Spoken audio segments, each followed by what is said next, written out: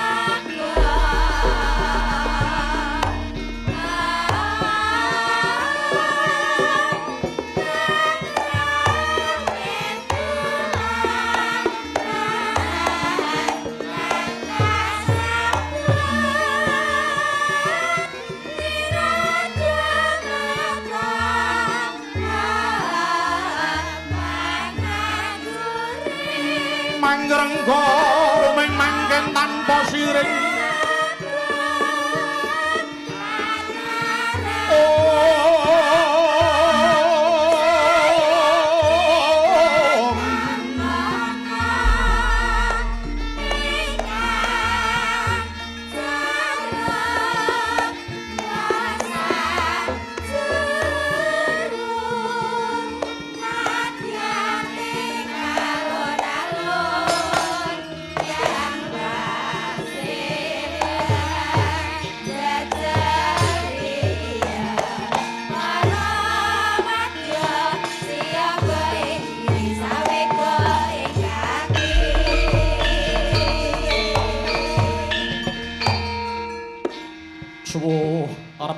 Pitana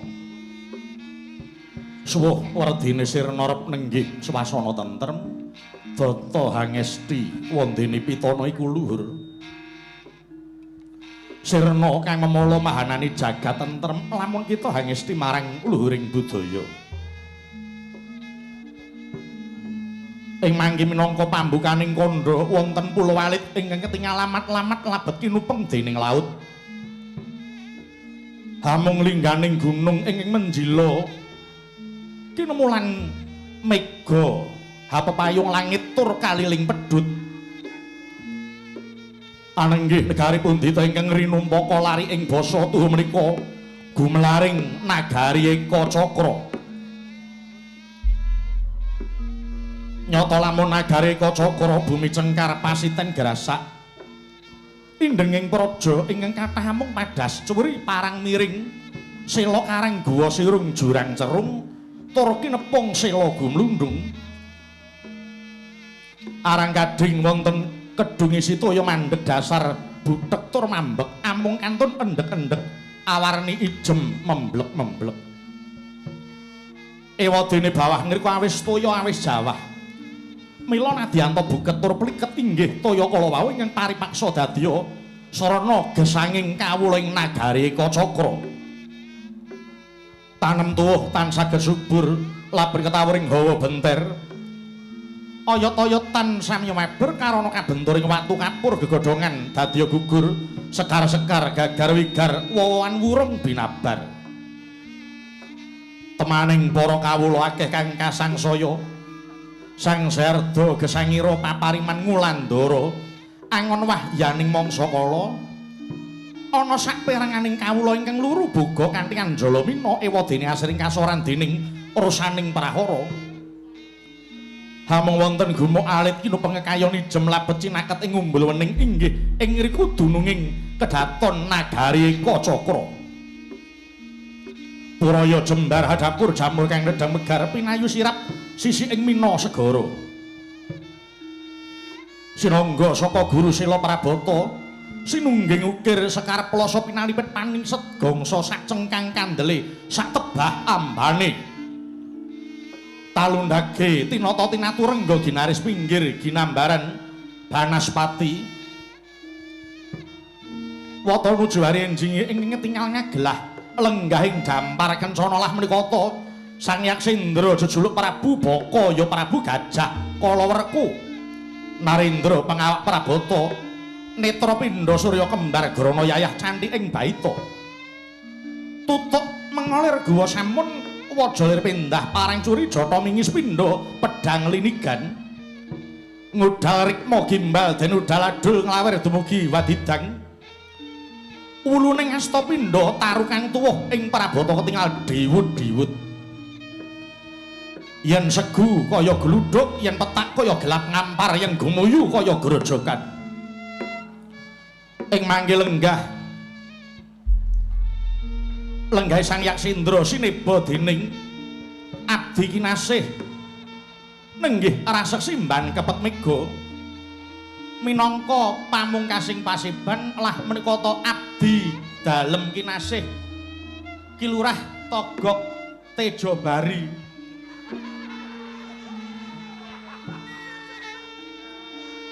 ingkang tansah ngestu padha napa dawuh Sang Nata sawetawis lenggahing Prabu Baka dereng kapiyarsa dadi panganting komangkono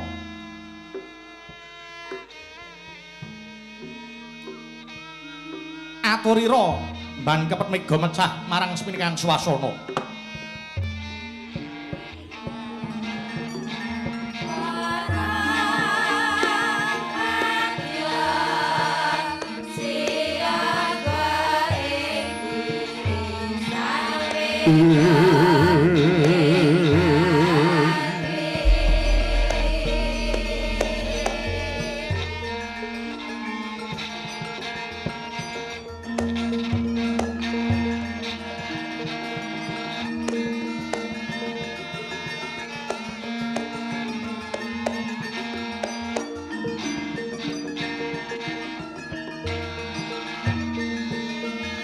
Halep nikang omah Mas Lir murubing langit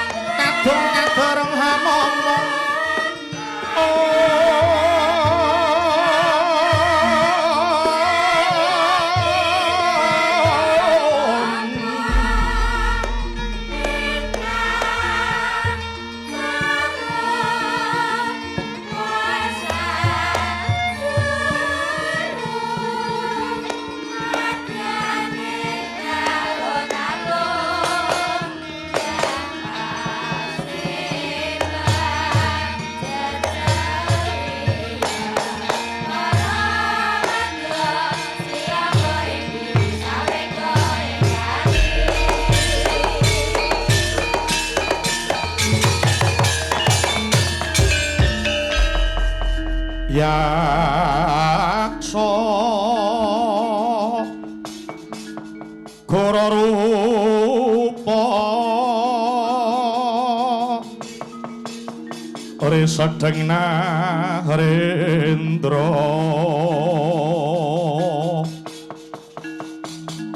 yaksa lelaku kang malwa kang gambira marang hangise siung metu Prabawa Gora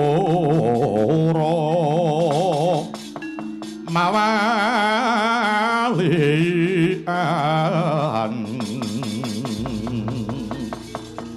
lesos lan prakampa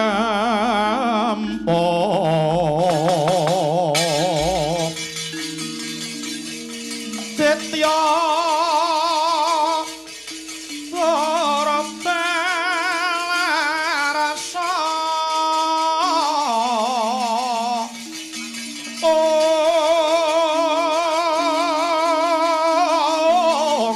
corananing lawan wira trirodra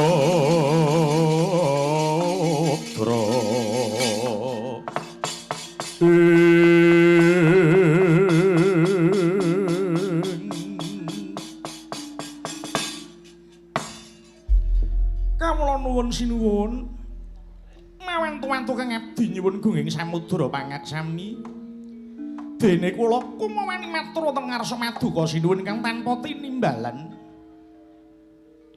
mboten labet kula menika narak dhateng rahing tata krami namung inggih sampun sawetawis wedal paduka lenggah sineba sang ya para nayaka miwah para kawula wiwit Prabu Sanga ingga samangke paduka dereng kepareng-paring dawuh menggah menapa ngedados wigato sing pasiwakan menika sinuwun obat toga kula wonten dawuh sinuwun katone tak pirsani lagi duka penggalihe ning kok kendel wae ya Gok sing repot nek ngoten niku sinuwun niku upama duka ndang didumuk sing kleru niku sapa niku malah tenawak niku penak nek duka juragane nesu kok mung meneng wae. Kula niku dadi arep njukuk panganan sing teng ngarepan niku ya rada pekiwuh. Adate nek dugi mriki ya kula sowan niku kono Gok kowe nang mburi dhewe kono. Kowe njiku apa senengamu? Niku nek pas do atine lega. Nek pas duka namung kendel ngeten iki malah ngrekasake ati. Mila monggo sinuwun kepareng-paring dawuh menawi kula ingkang lepat upami kula ingkang damel kucemipun wonten rombongan mriki kula tak nyuwun pamit medal saking mriki kemawon. Kula tak nderek cakraning rat nek cakraning rat ora ditampa nggih nderek cakra kembar napa kula manut mawon bakanipun paduka ndang paring dawuh kersane ora ewuh awak kula niki kalembe mawa limut kalamatan jroning alam kanyut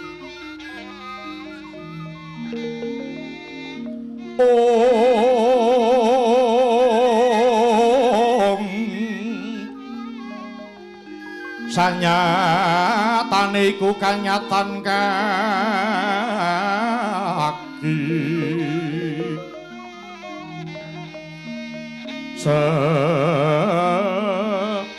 sejatine yen tan hemot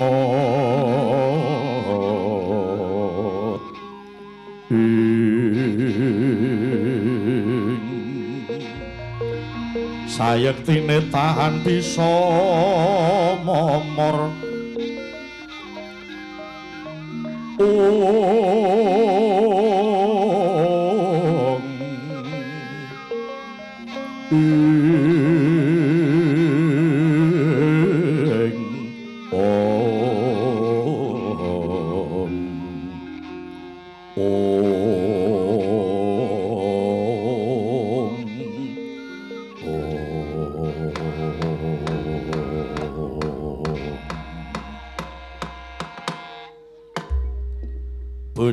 Bujeleng iblis lanat setan padha jeg-jegan.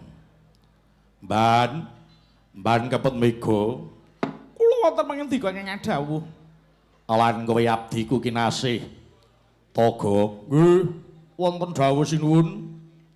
Bener. Apa kang dadi kandhamu ingsun kendel ingkang tanpa nyabawa iki? Jalaran aku ngangen-angen sing dadi kekarepaning atiku apa bakal kelakon ya mban. Nyuwun pangapunten menawi kepareng kawedharing kathah daya-daya kula nyuwun dawuh menapa ingkang dados penggalih paduka sinuwun. Aku iki kepengin dadi ratu ning ratu ana ing jagat raya iki. Aku kepengin ngregem jagat Triloka. Tri kuwi telu loka kuwi jagat telu bakal tak regem dadi sawiji ya kuwi alaming Jawata, jagating Gandharwa lan jagating menungsa. Mendah kaya apa bombonging atiku yen kabeh para Jawata ing Suralaya kae padha nyembah marang Prabu Baka. Lan uga para Gandharwa sing bakal tak telukake.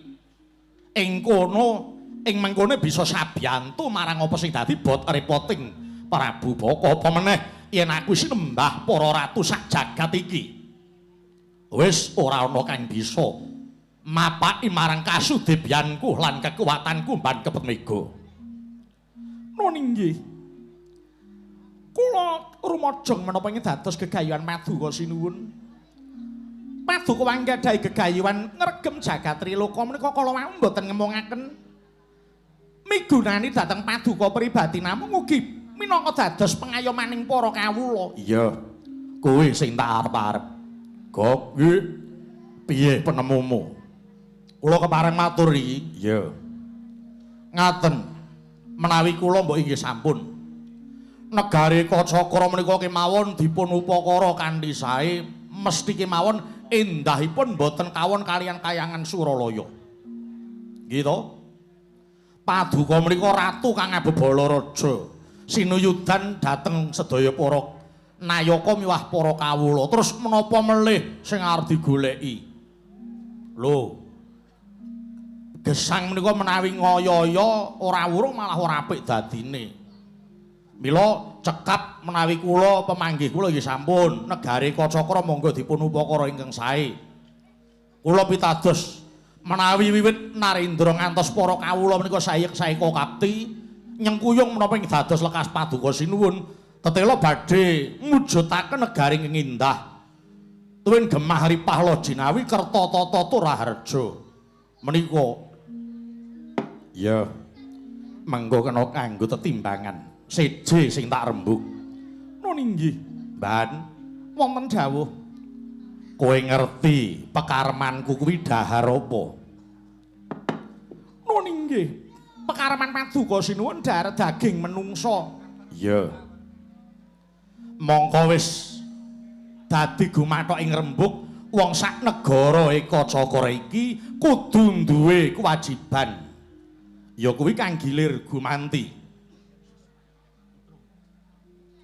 Gilir gumanti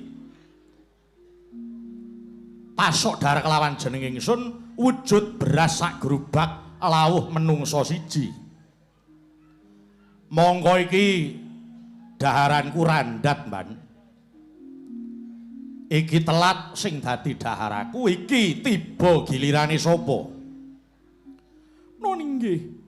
Menawi mboten kelentu menika dawah Demang Manahilan pun Nijrapa. Iya. Nanging nganti 5 dina iki dheweke kok durung pasok dahar kelawan jeneng ingsun ya, Mban. Mongko aku ki yen mangan telat sedhela ngono wae awakku ki rasane wis kaya lungkra-lungkra kae. Kowe ngerti dhewe to? Yen ingsun ki arep mapan sare ki daharan ora kena kendhat. Kudu wander ana cedhaking paturonku lagi kok malah mamring ora eneng apa-apa.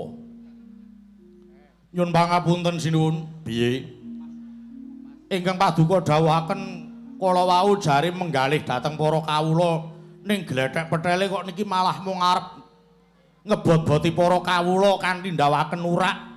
Inggih menika pasok beras sak grobak lawuh menungsa setunggal. Lah niki lho. Anggenipun paduka menika remen dhateng kawula piyambak. Remen dahar daging menungsa menika napa suwe-suwe rantek wadya ika cakra niku. Nggih to, baka siji didahar, baka siji didahar. Monggo nek remen dahar rombongan piyambak utawi rincangipun piyambak menika janipun ya jane ora apik. Dahar iki kena nih ya golek sing rada adoh ngaten. Ning kira-kira kancane iki ra roh ngaten lho. Ambok nggih pun dipun punggel semanten kemawon. Mboten perlu dipun lajengaken. Menika malah paduka menika wengi sing ngungkul-ungkuli. Kula niku riyen pun nate nderek ten Ngalengka. Sing jenenge Prabu Dasamuka niku, wah, niku ratu wengis, ratu kejem. Ning ya ora nganti mangan wong ngoten niku. Kowe wis tau melu ngendi wae? Wah, pundi-pundi pun kula dereki. Pun, cekake kula ten pundi-pundi pun nate swita. Kula beskap kula kathah. Wong kula niku prilen kok kula niku mboten purun kaiket dening rombongan. Kula niku kathah. Kula pundi-pundi kula dereki.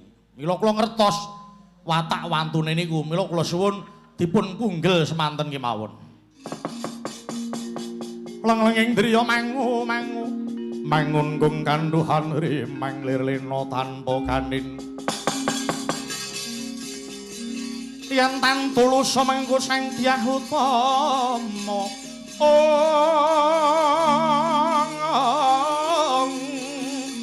mangkana sang nata muda wis nyolon ngrerep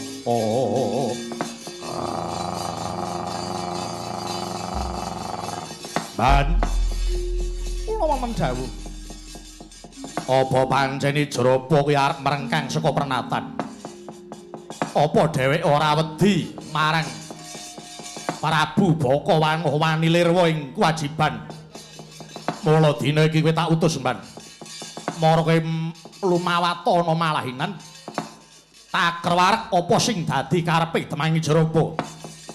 Yen nganti dina sesuk-esuk kowe bali ora karo Demangi Jrapa. Lan ora ngunjuk darek lawan jeneng ingsun aja takon dosa balimu wis tak cawisi. Wit gurda sak dadunge kanggo gantung gulu Mban. Kula inggih ngestaken dawuh keparing kula nyuwun pamit saha nyuwun tambeng mengestu. Kumanten kula badhe lumarat wonten ing Manahilan. Iya. Nganti wadya bala sak cukupe. Yen nganti ana rame dudu rame ing jalari pasulayan. Mbok menawa ana mogane lelakon Demangi Jrapa arep gawe jarak pasulayan kelawan jeneng ingsun.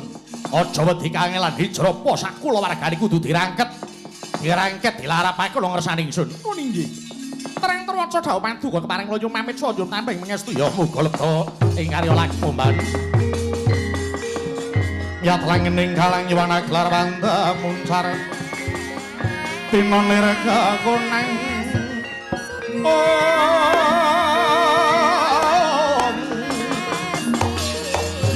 Suram sarate tan padhang kasara lan pajaring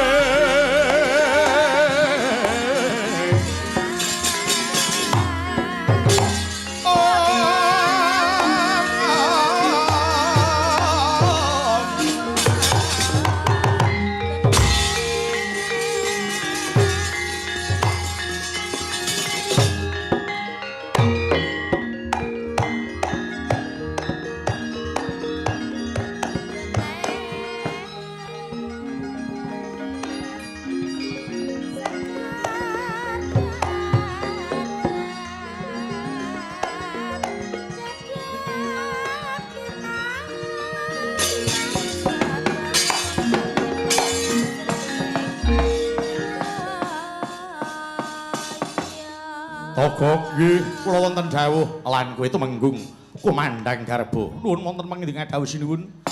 Iki wis dadi pekaremanku sapa wae ora kena bondo kalani. Lamun tono Kang Lirwa ing kewajibane ngono tak anggep dheweke merengkang pernatan saka negara Kacakra.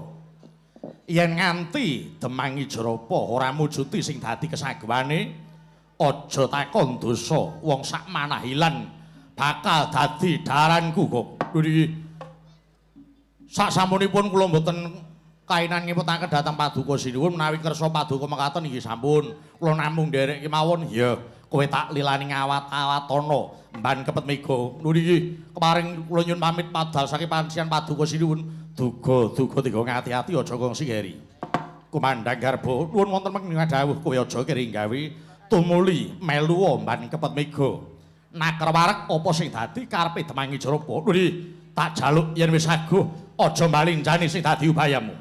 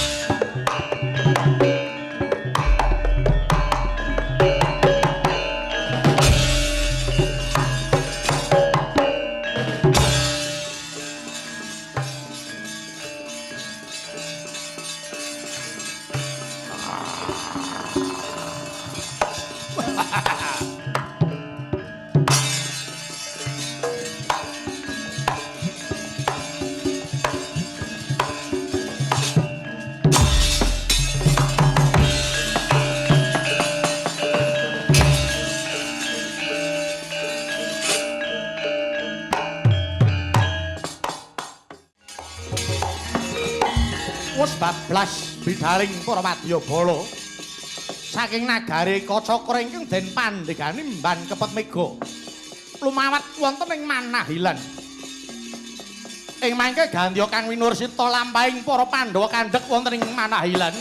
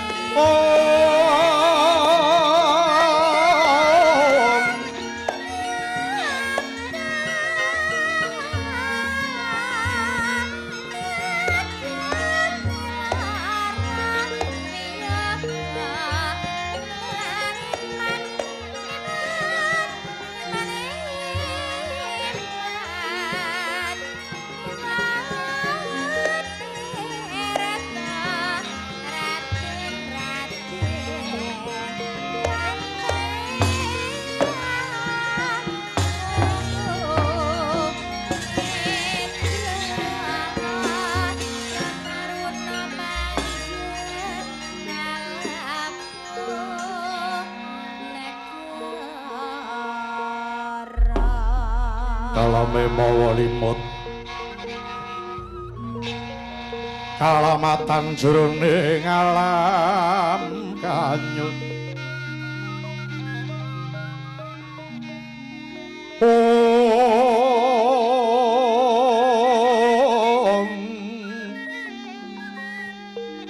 sanyataniku kanyatan kaki sejatine entan emot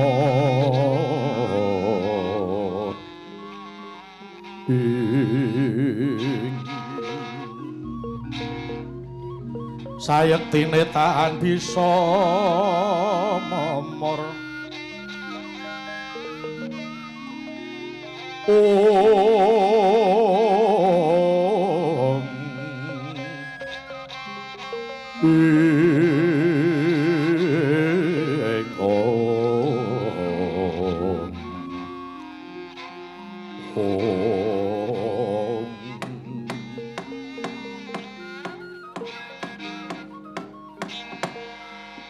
nuwun mangketa Kisanak sami wilujeng rawuh jeng ngandika wonten ing griya kula ngriki Kisanak. Inggih Kyai.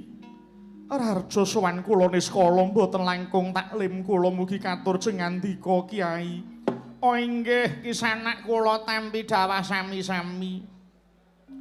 Nuwun sewu menika dusun pundi saha sinten parab jeng ngandika Kyai.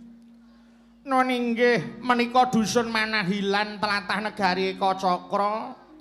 Dene kula menika minangka kepala kulawarga ing ngriki nami kula pun Ijrapa. Wandene wingking menika semah dalah anak-anak kula. Nun inggih nami kula pun Uruminta, nami kula pun Pindri, kula pun Bambang Rawan. Sawangsulipun jeng ngandika menika saking pundi saha wingking sedaya menika kapernah menapa kalian jeng ngandika Kisanak? Dipun tepangaken Kyai Jrapa. Kula menika wingking saking nagari Ngastina nami kula pun Kunti Kyai. Lho, mangke rumiyin kula capet-capet kok sampun ate mireng nami menika. Nuwun sewu menawi mboten lepat angan-angan kula menapa ingkang asma Kunti menika prameswari Ngastina garwanipun swargi Prabu Pandhu. Inggih, leres dawuh padu. Oh, ladalah Gusti Putri.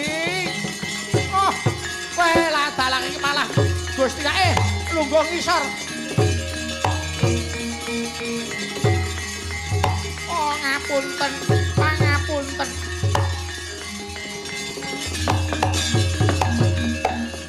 Menika Gusti Putri sesembahan kula mawantu-wantu kula nyuwun pangapunten nggih. Kula wani lenggah njajari paduka Gusti Putri. Inggih mboten dados menapa Kyai. Keparenga paduka sampun ngantos basa kalian kula dipun jabel kemawon. Nanging mangke paduka basa malah rekaos gesang kula. Ya Kisanak. Aku njaluk pangapura dene gawe ribet penggalihmu. Ah, kula mboten ribet kok malah rumaos bombong paduka menawa rawuh wonten mriki. Ah, malah saged nyambung umur kula kok Gusti Putri. Nuwun sewu menapa wingking menika Kang Putra para Pandhawa. Iya, iki anakku Pandhawa. Iya, Kyai. Aku pembarepe jenengku Kangko. Aku panenggak jenengku Bratasena. Aku panengah jenengku Permadi. Oh alah inggih.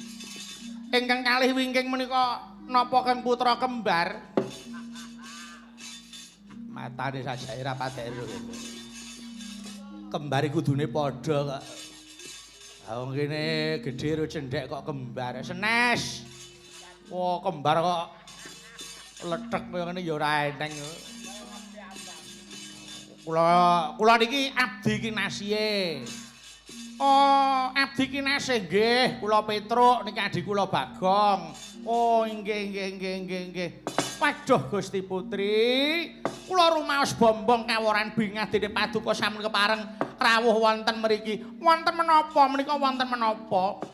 Iya Kisanak, sejatine aku kelawan anak-anakku iki lagi nindakake lelana brata. Oh, lelana brata. Iya. Nanging gandeng tak sawangi wis meh wanci lingsir wengi. Mula aku banjur ndak wanek-wanekke aku sak anakku. Mlebu ana ing omahmu kene wigati aku arep njaluk tulung. Badhe nyuwun tulung menapa menawi arta kula mboten gadah. Duh semugih men wong kuwi nek. Ora, aku mung arep njaluk tulung, ora ketang sedhela aku tak nunut ana kene wae. Sesuk yen wis plethek ing surya, aku bakal mbacutake lelana brata. Loh. Paduka badhe nyipeng wonten mriki? Iya, sedina wae. Dikeparengake apa ora? Walah, Gusti Putri, kula ulungaken tangan kalih. Sumangga sampun ta sedinten salaminipun paduka badhe nglenggahi griya kula mriki. Monggo kula caosaken tangan kalih. Wah, sing golek penginepan kleru iki kok. Wis, kowe arep turu ning ndi nek ngene iki? Monggo jugane iki sih lemah lho. Teleke lincung sak nggon-nggon iki lho. Lah iya. Wis kowe arep golek nggon ngendi? Nyuwun pangapunten ketingalipun ingkang abdi menika kok mboten remen kalian griya kula mriki. Ya wis. Yen aku sak anak-anakku wis trima ewadene abdiku ora trima ya ben do golek penginepan dhewe-dhewe. Yo golek uyuh kok, golek uyuh. Sing murah kuwi.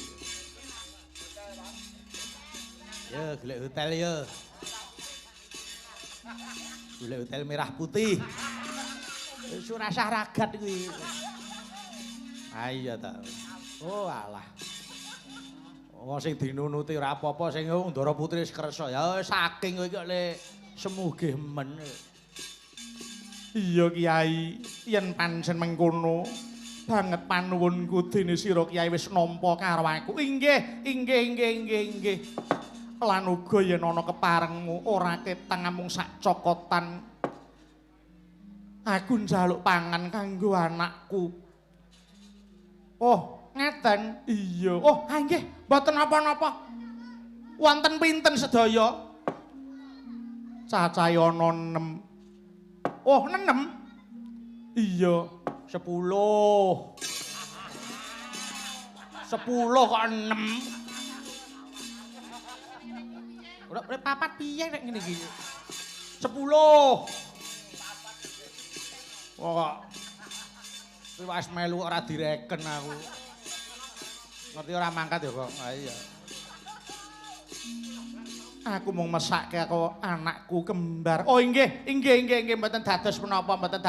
Mila monggo keparenga anu mapan sari namung sakwontenipun nggih sakwontenipun wong jinaragan menika mboten gadah napa-napa. Kana Nyai, kana gek ditebahi kana apa sing ana karepe dienggo sari para gustimu iki ya, Nyai.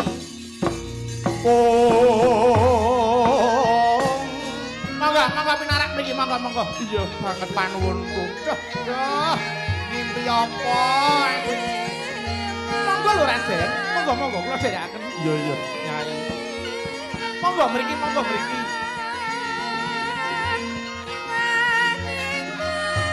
Monggo Raden. Ya.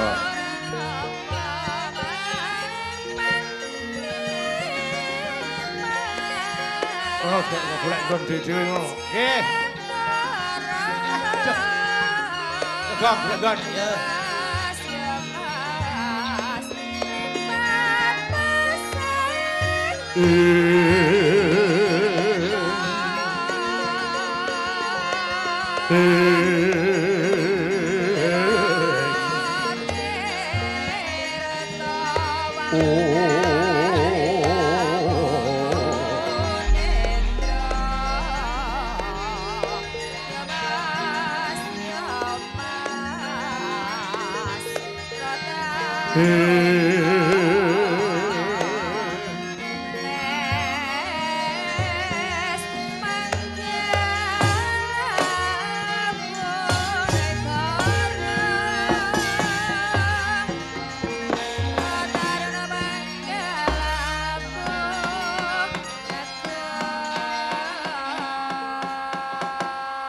Bejo kemayangan ya Nyai.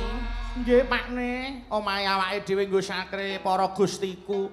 Inggih leres kados menapa bingahing manah kula. Dene Gusti Putri kepareng nyipeng wonten griya mriki namung ya rekasane niku lho Pakne. Ing atase disipengi karo tamu kok ora sembodo apa-apa. Arep ngaturi apa-apa ora iso labet ora duwe dhuwit Pakne. Aja seru-seru, ora duwe apa-apa ki aja diketok-ketokke. Engko mundak malah ngribeti oleh sari gustimu. Perkara ora duwe apa-apa ki ora usah dikandak-kandakke. Nek mireng malah mundak ora sekeca. Wong nyatane ya ngono kok. Niku dereng kula yen mikir sanggeman sampeyan kalih Prabu Baka. Lah ya kuwi to. Mbokne awake dhewe iki wis ora ndek apa-apa. Ketiban urak kudu pasok beras. Sak gerobak lawuh menungsa siji. Lah nggih to. Gek niki terus napa sing arep dilirik wis ora ana. Niki pun telas-telasan lho Pakne. Nek pun mboten gadah pasok, ora wurung tiyang sak manahilan iki dadi dare Prabu Baka. Wis ngene wae. Tinimbang kowe do rebut bener kepara kowe malah bingung wis. Mbokne kowe ning omah ya, aku tak suwanyang keraton. Mangko yen dipangan Prabu Baka ben aku wae sing dipangan. Aja Bapak. Bapak karo Simbok kowe ngemong karo adhiku wae. Wis, aku tak sing budal wae. Aku titip Bayu aku tak sing budal. Karben aku sing dipangan karo Prabu Baka. Aja Yayi, kowe aja. Aku wae. Aku karben dipangan Prabu Baka. Aja kowe anakku sekoloron aku wae. Aku titip bapakmu openono. Ora, Simbok, aja kaya ngono. Aku njaluk tulung bapak tunggunen karben aku sing dadi pangane Prabu Baka. Kosek. Kabeh iki karepe apik. Wis ngene wae, gandeng omahe awake dhewe ana sing nglenggahi. Yo.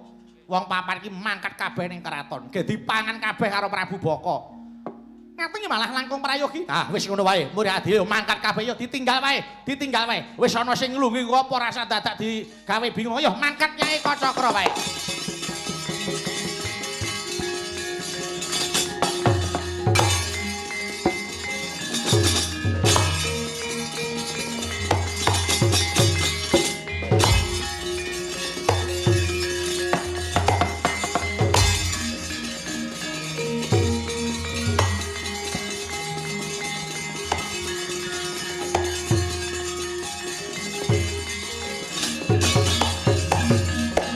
Gonjang ganjing langit kalap-kalap katon lirik kincanging sang maweh gandrung Petruk Nun. Sing ndi omah kok lunga. Nggih niku. Kok malah dinunuti kok malah lunga iki piye to ki, Pak? Nggo jaja omah kontrakan ya, Tru. Nggo tiwas awake dhewe nang kene malah kon bayar kontrakane piye coba? Ah, ya ora. Omah kaya kok dikontraki nggo apa rek? Wong ngamben ora eneng ngono kok. Sekarang kontrak niki ya sapa? Ha kudune ya wong lemah sekilane direwangi pecahe dodol. Lah iki malah omah kok ditinggal lunga iki terus piye coba? Nek ninggal lunga kok sertifikate ora diserahke ya. Ayo. Lah ya kuwi kok malah kula bingung niku. Kae mau rasanane darep menyang kraton Eka Cakra. Jubriya rasane atiku mara tak melapati saka kadowan wae.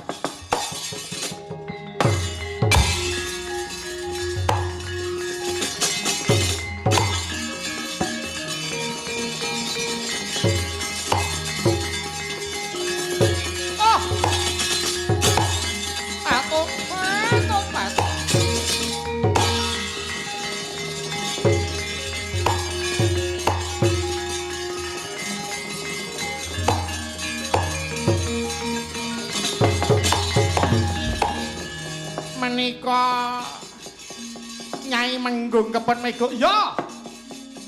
Kowe menungsa sing ora tata tumindakmu. Kowe menungsa sing ora nitik. Ing atase kowe urip ana negara Eka Cakra, kowe ngayom ana sak ngisore gendera Eka Cakra. Kewajibanmu ki mung gampang ya kuwi pasok dar karo Sinuwun Prabu Baka. Lah kok nganti telat kuwi sebabe apa? Nyuwun ngapunten. Kula sampun boten gadah menapa-menapa kangge tumbas uwos. Kula saestu sampun boten gadah menapa-menapa. Kudune rek kaya bisa adol apa sing ana. Yen ora ngono anakmu kae dolen. Ijolno beras. Apa anakmu kanggo pangane Sinuwun Prabu Baka lah kok malah kowe sak penakmu dhewe. Nyuwun pangapunten kula mboten saestu lirwa kok Nyai Menggung. Namung saestu kula dereng saged mujuti. Yen nganti kowe ora bisa mujuti, dina iki kepet mega wis dipasrahi Purbawasesa karo Sinuwun Prabu Baka. Ing kene marganing pati meh dimangi jero. Loh. Salah.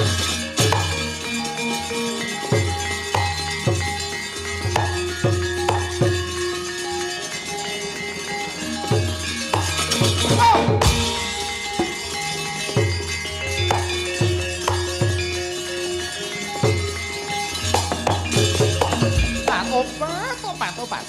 Ana sing mbelani Demangi Jrapa.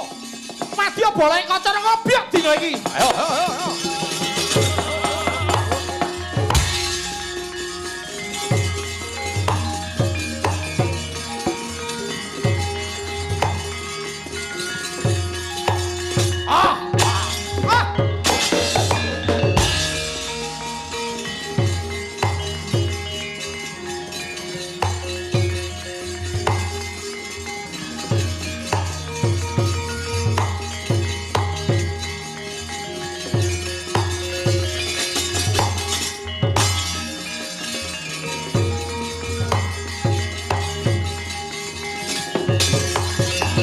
Pandhata ngati wisaya Indriyaksasara maruta pawana bana margana Om Samirana lan warayang Pancabayu Wisyan pagulingan 5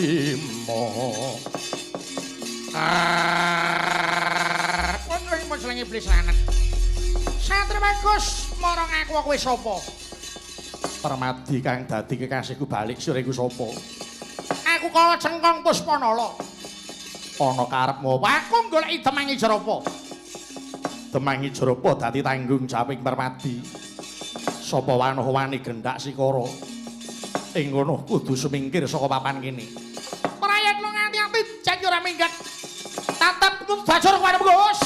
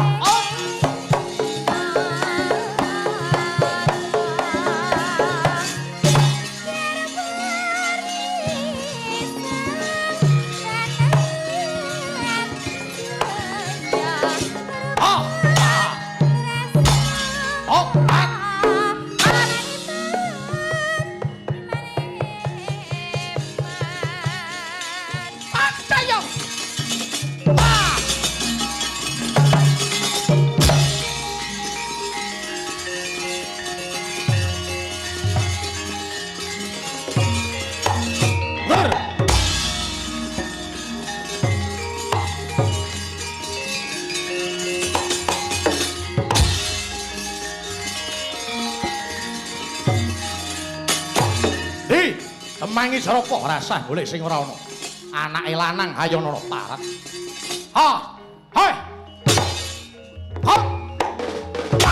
Ti! Hop!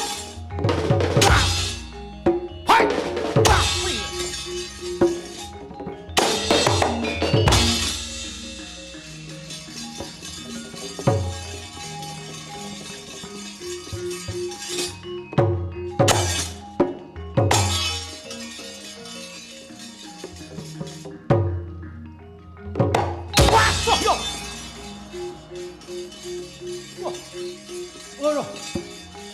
Wah. Yan. Cegal. Ati. Kowe. Mati aku. Woi. Woi dan.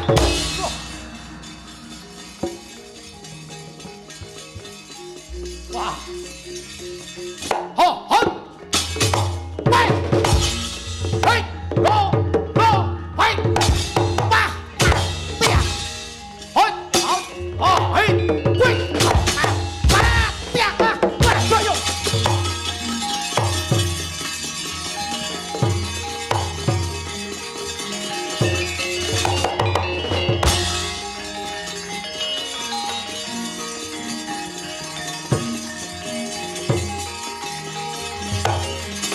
Hei. Hoi. Menteles we. Pasti we. Hoi. Wah, yo.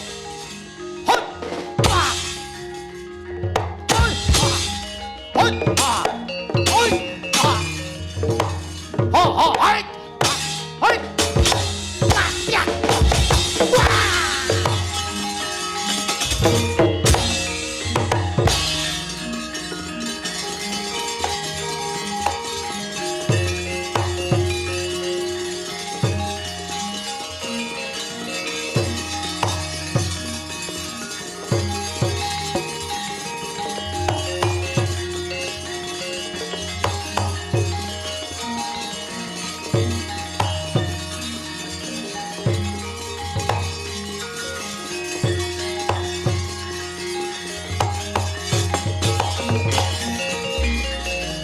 Oh, lah dalah. Wong Manahilan. Semono sing dadi kewanenmu. Semono sing dadi kewanenmu nggonmu mancahi dawuh Sinun Prabu Baka. Ayo sapa wae sing maju rene. Iki aku kala murka, aku kala dremba. Sapa mbelani Temangi Jarapa gaglak limpamu parat.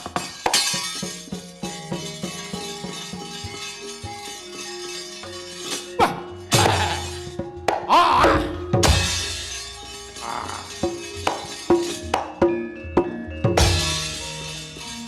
Semangka hanggro terus sumbar.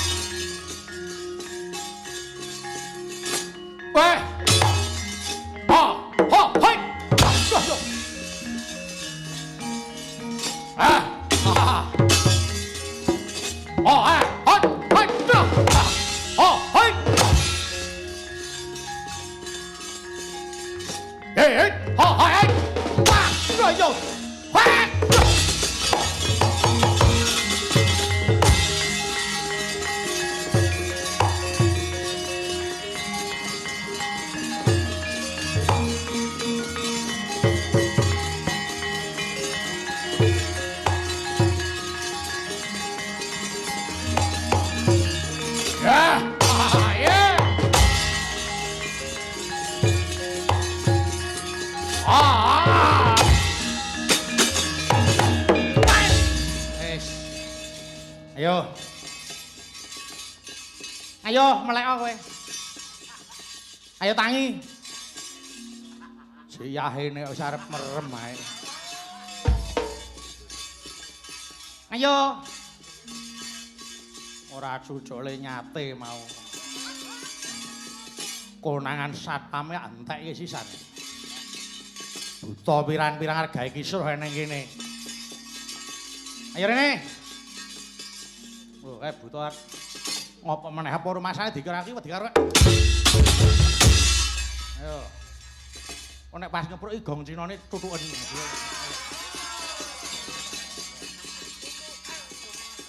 Disundul ini lho, dueng. Suarane men gandem. Ayo maju rene, tapuk sadak. Wes. Ayo, tapuk sandal cangkeme bosok. Ndi tunggale? Buta ora. Ini. Guang kok maneman. Go mulih air keras. Nggo kentongan kayak ngarep omah. Wah. Medeni bocah iku bakal. Pun butane pun sami telas. Tobat.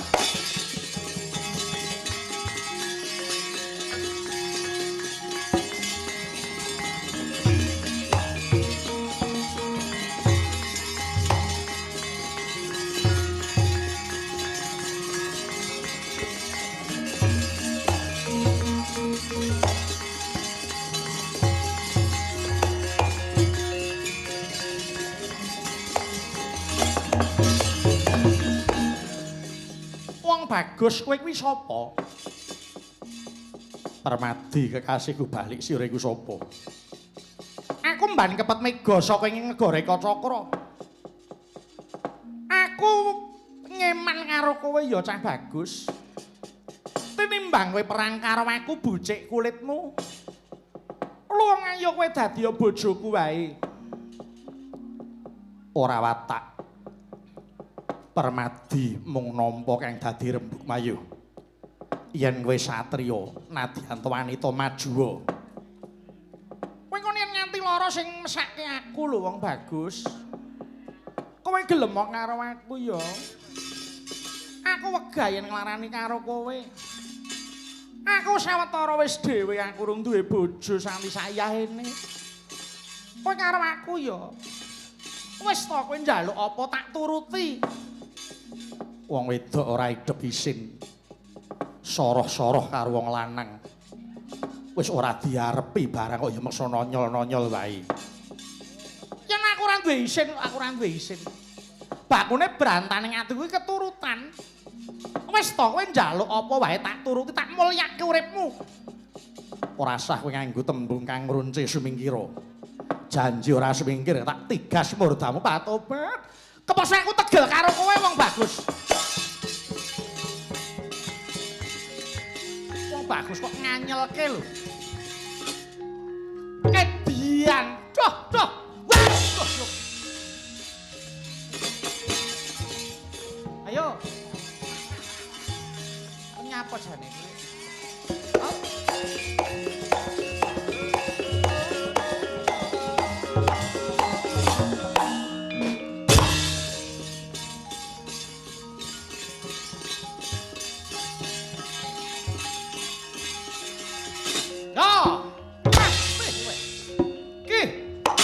Pedhot gegermu.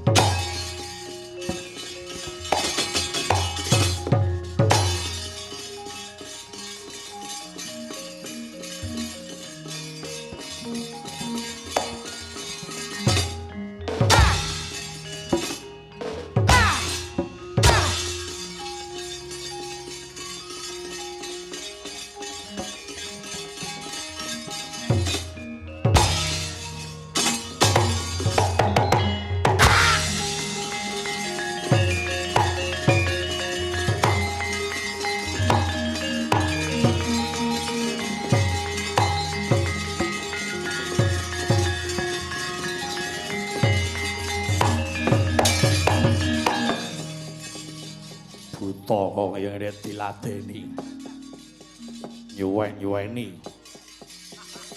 Wah, mana pak itu? Tidak. Duh nanti pecah. Nanti melet. Sampai tegel men to, Dek. Wis ben. Yen ora dingene ora urung malah gawe wisuna iki. Ayo butane ndi maju rene.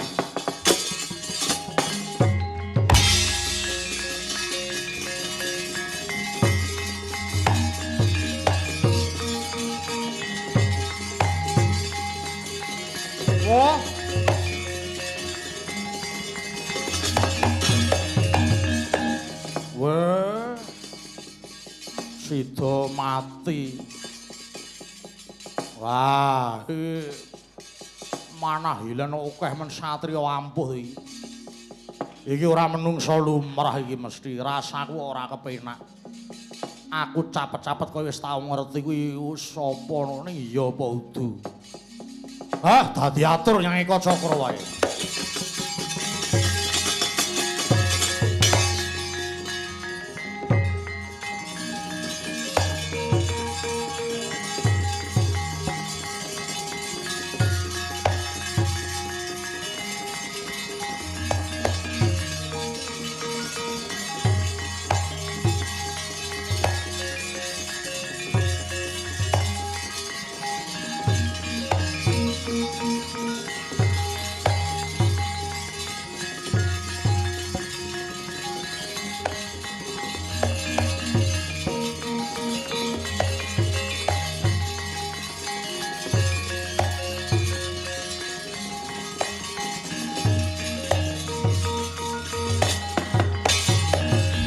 Gonjang kanjing langit kalap-kalap katon lirikincanging sang mawe kandrung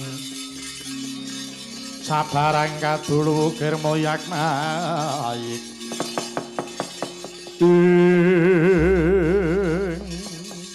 waduh Gusti Putri menika kok malah ingkang putra ingkang magut wonten Ranenggana. Kula ngaturaken penuwun dening Paduka sampun tetulung dhateng kula sak kulawarga. Iya Kyai. Sira wis tetulung kelawan aku wis wajib aku ya melu nulung marang sira Kyai. Awit sira nggonmu ngrengkuh marang aku wis kaya kula warga dhewe. Inggih, namung sejatosipun menika tanggel jawab kula. Apa kowe ora kelingan yen wis mamu iki nalika semana tok pasrahke karo aku. Gandeng aku wis nampa pasrahing wis mamu tegese. Ala lan becike wis mamu aku ya melu nyangga. Oh inggih. Inggih Gusti Putri menawi tetela mekaten kula ngaturaken genging panuwun perkara kesaguhanmu kelawan Prabu Baka. Tak jaluk kowe kudu blaka karo aku. Sesuk bisa dirembug. Kang mangkon ayo padha lerem luwih dhisik. Karep ben semeleh rasamu. Karep ben semeleh pikirmu ora kemrungsung Kyai Jrapa. Menawi petira monggo kula dherekaken Raden. Tete Sunda gagak ngarang Titioni kapat mongso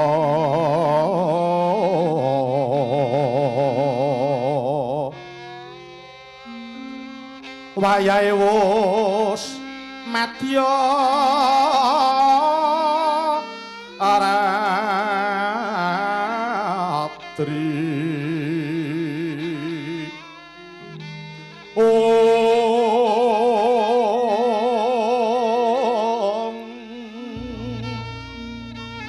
sumrek gandaning pos pita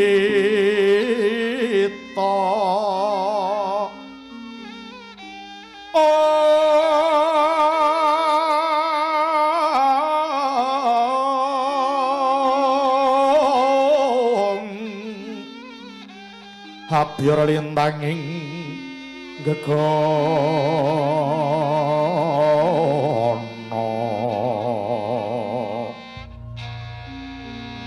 raras tumang ngengah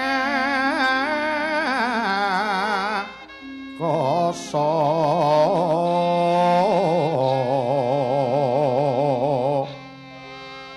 masung sudi ring pangesti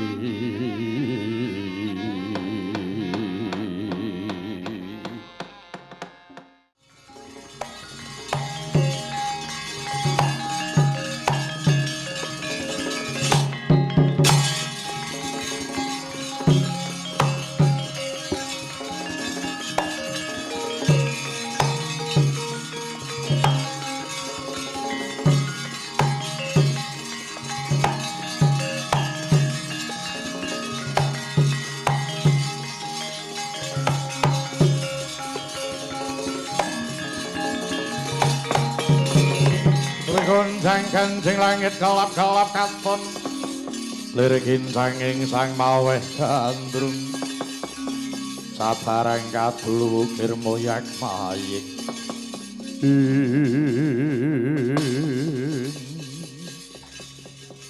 Kyai Jrapa inggih kados pundi Gusti Putri kaya kang wus sarembug dina iki apa kang dadi tanggung jawab marang Prabu Baka tak jaluk. Nyuwun ngapunten namung menika tataanipun nyawa lho Gusti Putri. Ora kok teges aku tega kelawan anakku Bratasena babar pisan ora. Nanging aku percaya marang panguwasaning Gusti kang nyipta jagat. Yen to watak angkara murka pancen kudu ilang saka alam padhang iki. Mbok menawa anakku Bratasena kuwi kang minangka dadi srana. Lajeng kersa maduka. Bratasena ana apa? Apa kowe saguh madhangke peteng pikiring Demangi Jrapa? Iya. Ora ana sing kongkon, mung kejaba saka niatku dhewe. Aku kepengin nandur labuhan becik marang sapa wae kang mbutuhake tuladhane kaya Kyai Demangi Jrapa. mula aja wedi kangelan. Ayo tuduhna ana ngendi papaning Prabu Baka kratone ana ngendi. Yen pancen Bratasena kudu mati saka tangane Prabu Baka tak entenge patiku. Jar patiku iki mau kena kanggo pitukon tentreming swasana negara Kacakra. Nanging kosok baline yen to Bratasena iki dadi utusaning adil manglurah satru murka. Ya mung pangestune Babu Kunti sing tak jaluk. Anakmu lanang iki bisa labuh tumrap marang nusa bangsa lan agama negara Kacakra. Iya. Tak panggal puji sekti mangya rahayu budhal dina iki. Kemarin kula nyuwun pamit sang Putri.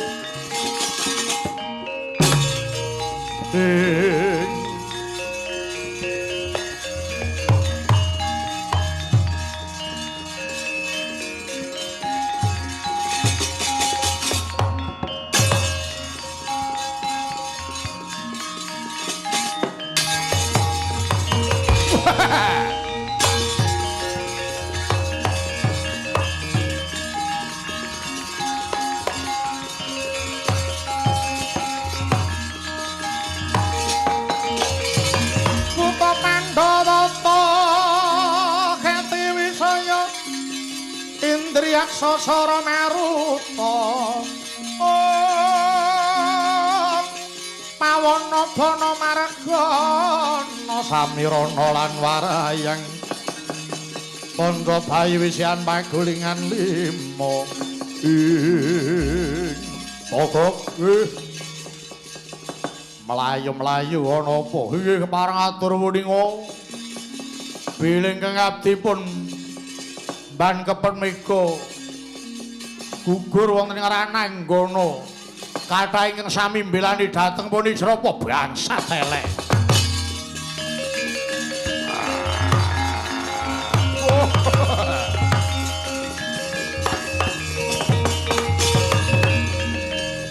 Yen ngono pancen jarak niat ijra pemengkang saka pernatan negara Kacakra.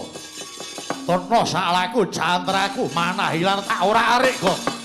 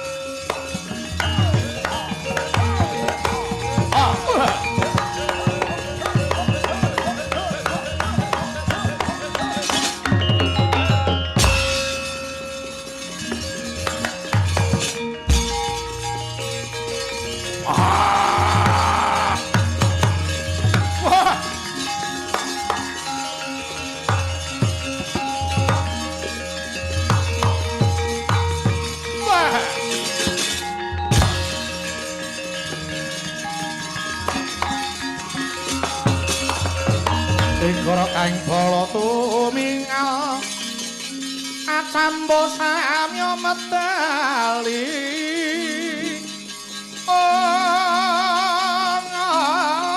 lir takret wilat ing kanda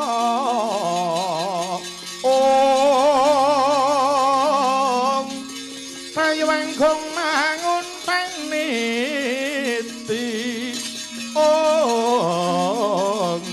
bintang sangat dimicil Latinya ngedali wus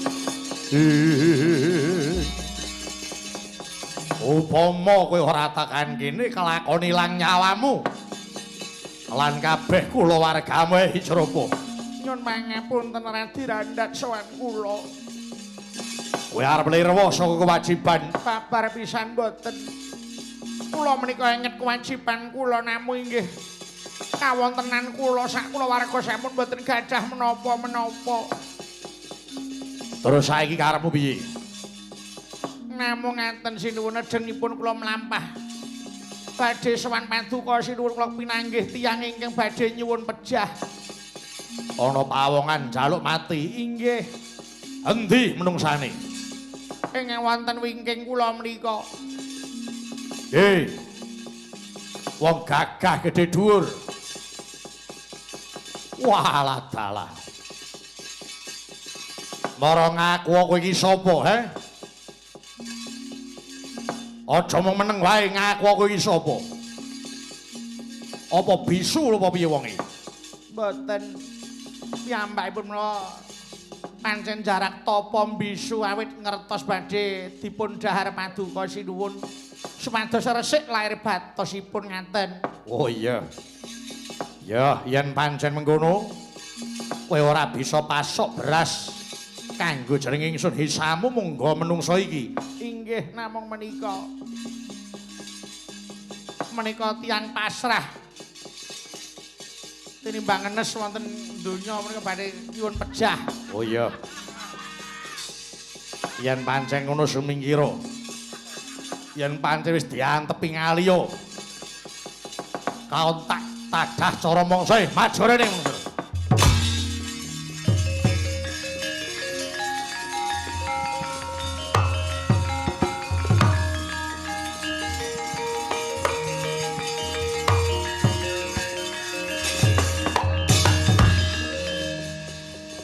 yen kowe iso kandha kowe omongo kowe kuwi sapa aku Bratasena wah kene ya iso caturan kowe arep mangan aku ya nyoh panganen kowe mangan aku selawase urip wareg wetengmu ora bakal luwe wah lah dalah yen pancen mengkono mapano kelakon tak tadah sara mangsa iya nanging sadurunge kowe mangan aku tumung kula Ibu Pertiwi tumenga ing akasa njaluk ngapura karo sing gawe urip karepmu piye to kuwi iki ning pangan kok malah medeni karo sing mangan mumpung durung ilang nyawamu kowe njaluk ngapura sing jeneng menungso kesandangan apes murka karo lali siji pesti loro jodho telu wahyu papat pangkat lima donya menungso ora ngawruhi mbok menawa kowe mangan aku kuwareken dadi lan patimu sapa sing ngerti wah ning aku mangan ya ora warek-warek kabeh ya tak ukur karo wetengku ora terus tak entekke dhewe arep mangane nek modar nggo apa wis bakune ki gelem ngono apa ora? Ya, aku gelem tok pangan. Nanging aku njaluk nggonmu mangan aja ning kene. Nang ndi? Ning alun-alun negara Kacakra. Lho, ning alun-alun? Iya. Kawulamu padha klumpukna kok nyawang kowe mangan aku. Wah, lah kok ngane-ane iki. Adate dipangan ki mesti golek nggon sing primpen kok malah iki njaluk diruhi wong liya. Njaluk tak pangan ning alun-alun. Iya, ayo tak gandeng tanganmu.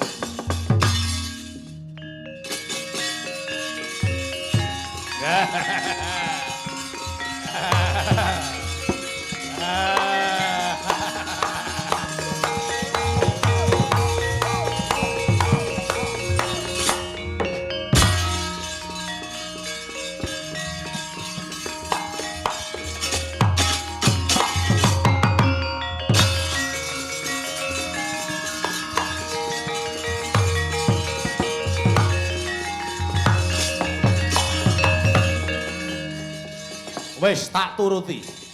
Iki ning alun-alun negara Kacakra Galuh kae. Kabeh kawulaku wis padha nyawang kahanan kang dumadi ana papan kene nggonku arep mangan karo dapurmu nya. Aku panganen. Nanging kowe aja mirang-mirange aku. Yen kowe ora iso mateni aku, genti kowe sing arep pangan nyawamu. Wah, edian. Sajak kaya ampu-ampu dhewe gaglak limpamu nya. Pangan.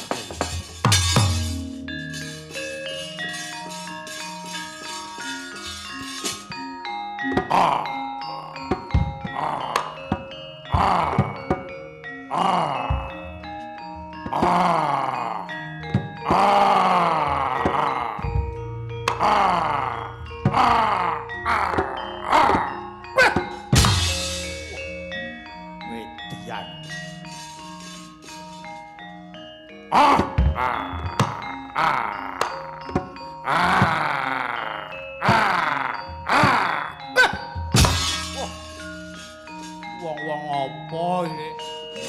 Hei! Wah! Ah! Edian. Hei! Wah! Wah! Omburi.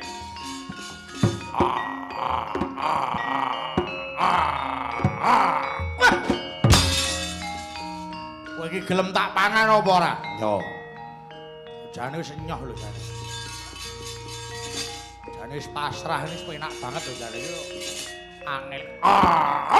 Cah. Wis dijan. Wah. Wah. Lho. Hai.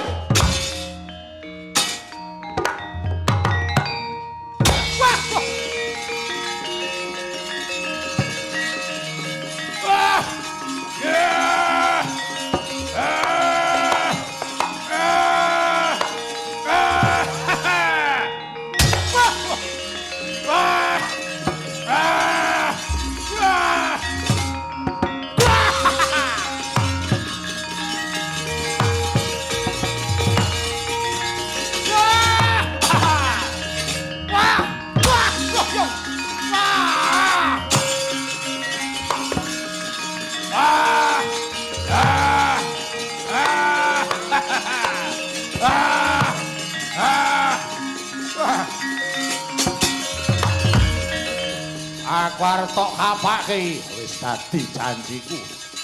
Kowe ora iso ngontapke patiku tegese kowe mirang-mirangke aku.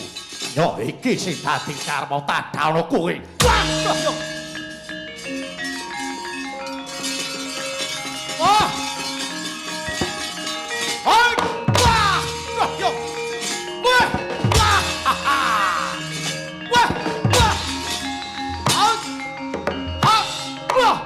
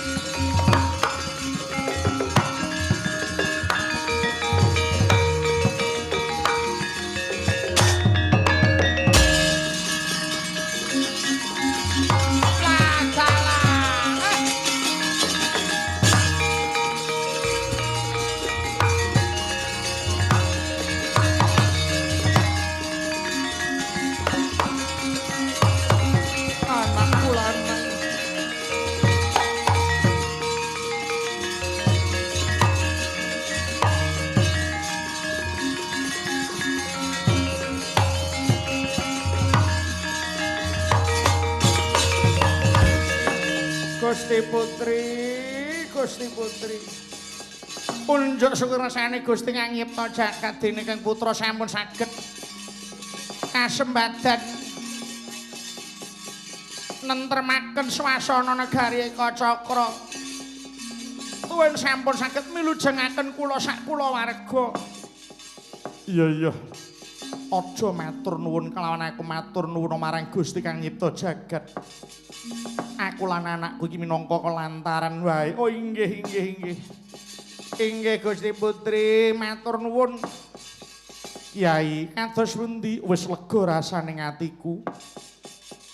Dene anakku wis bisa labuh tumrap marang wong cilik tuladane kaya sira Kyai Jrapa.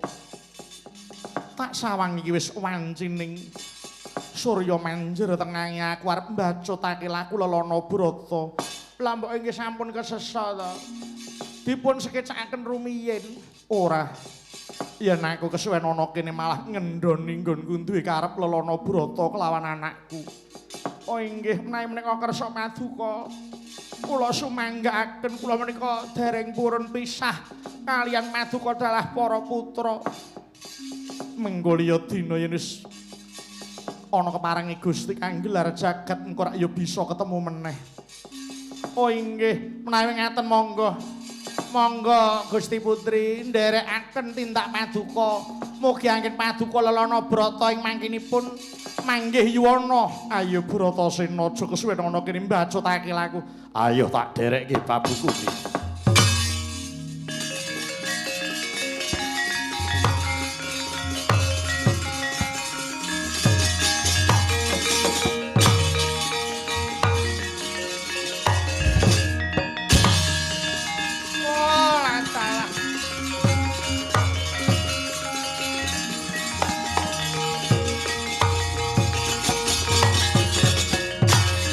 Jaya para Pandhawa, muga Gusti mayungi. Walah. Ayo Bune, rumangsa lega atiku Bune.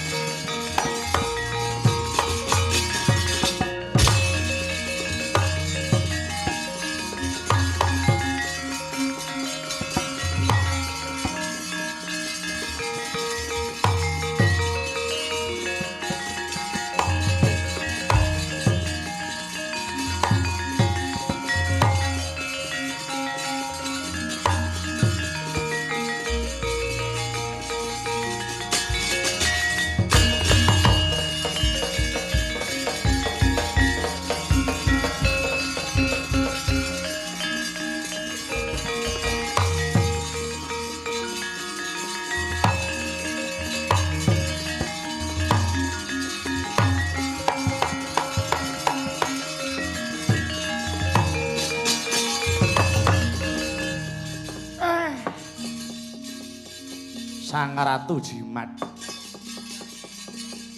Kula minangka dados paseksenipun bilih.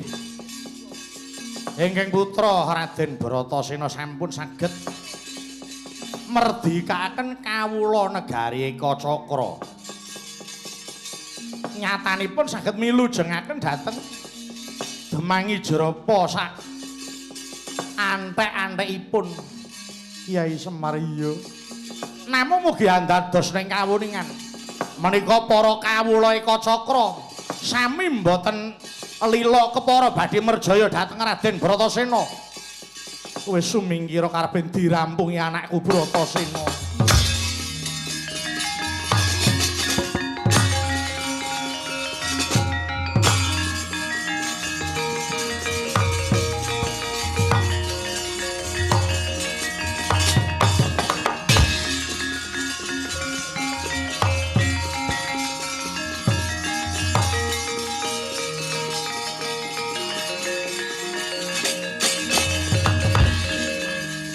Wong gedhe dhuwur, kowe sapa? Bratasena bali. Jaya Pudenda. Ora lila bela marang sedaning ratu Gustiku. Prabu Baka para maju rangsang Baluarti.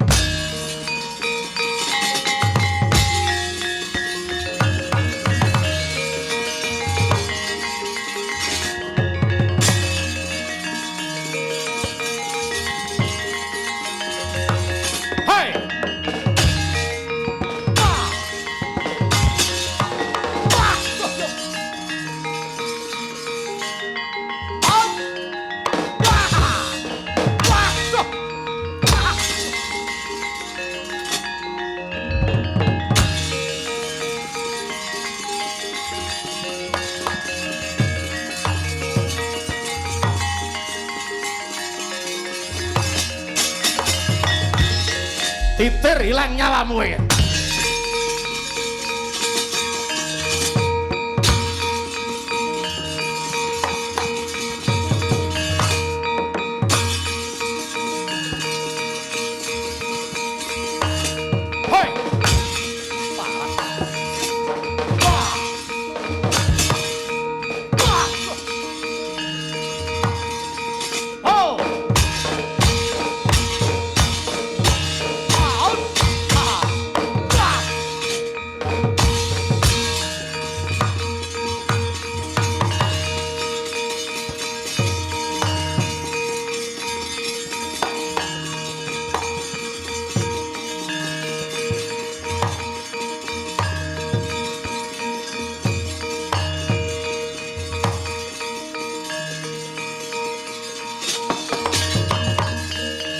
Ndara Bratasena Kakang Semarupa. Lelabetan paduka dhateng para kawula alit ingkang dipun lambangaken Demangi Jerapa sak kulawarganipun. Ketingalipun Ndara Bratasena menika namung nyelametaken sak kulawarga sejatosipun nyelametaken dhateng tiyang sak negari Eka Cakra. Ingkang rumaos kalindih dhateng panguwasanipun Prabu Baka inggih Prabu Gajah Kalawerku. Kridhanipun Ndara Bratasena anabeti dhateng para kawula ing nagari Eka Cakra. Iya. Wis dadi anteping atiku. Lila mati lamun kanggo dalaning para kawula bisa mukti. Ing kene wis saya suda angkarane jagat wujude Prabu Baka. Inggih.